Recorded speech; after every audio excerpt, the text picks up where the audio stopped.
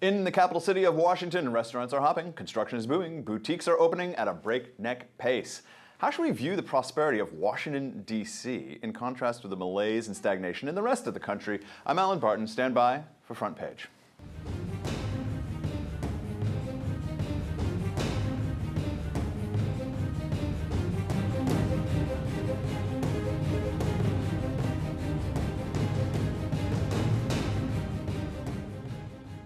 Joining me in studio, Doug Altner, analyst and instructor at the Ayn Rand Center for Individual Rights, and Terry Jones, associate editor for Investors Business Daily.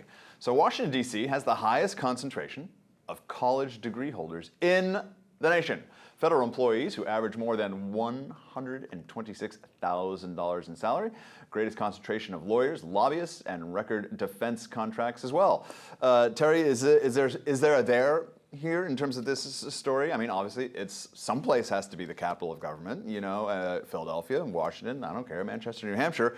There are going to be people there, and they're going to be doing what they're doing to run the government. So, is there a problem here that it's doing well in an era of? Yeah, there is a real big problem, and that is that so much money is sluicing through this cesspit of corruption and crime that people are just getting rich hand over fist. People in government, and saying they get rich is not an exaggeration. I mean, $126,000 a year is the average federal government compensation.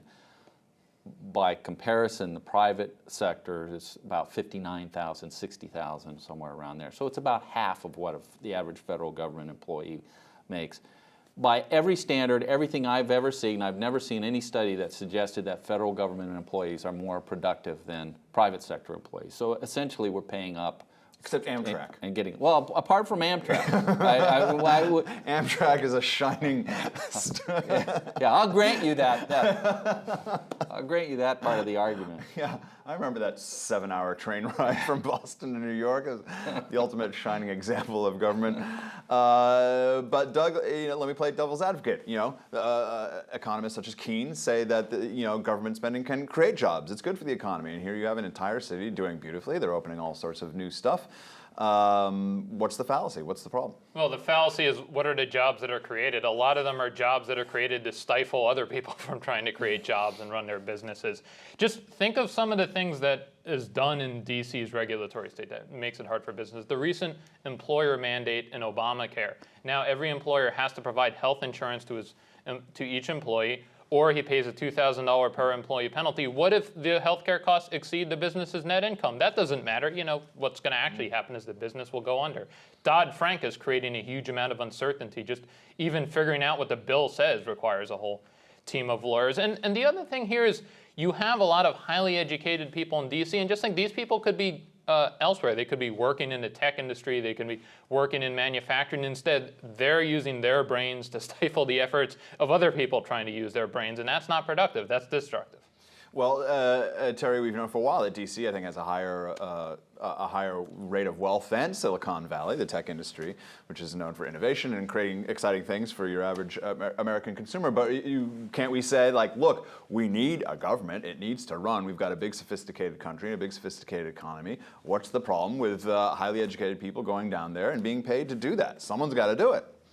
Actually, what's the problem with it being richer than Silicon Valley? They allow Silicon Valley to exist, right? Yeah, Washington is to Silicon Valley what masturbation is to sex. Oh my goodness. Yeah, Washington. Oh my goodness. Only about 12% of Washington's output goes elsewhere. It's all in Washington. Virtually everything that Silicon Valley does is outside of Silicon Valley. It goes to somebody else. The world wants what Silicon Valley makes.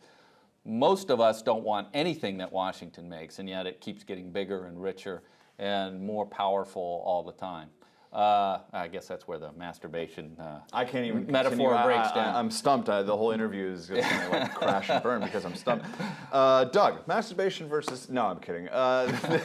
The difference between wealth in the tech industry and wealth in Washington, D.C. I mean, we've alluded to it in a very colorful metaphor, but what is the actual difference there? Because I think a lot of people don't know the difference between the wealth created by those two areas. Why don't you give us a little 101 on that? Sure, I'll put it very differently from Terry.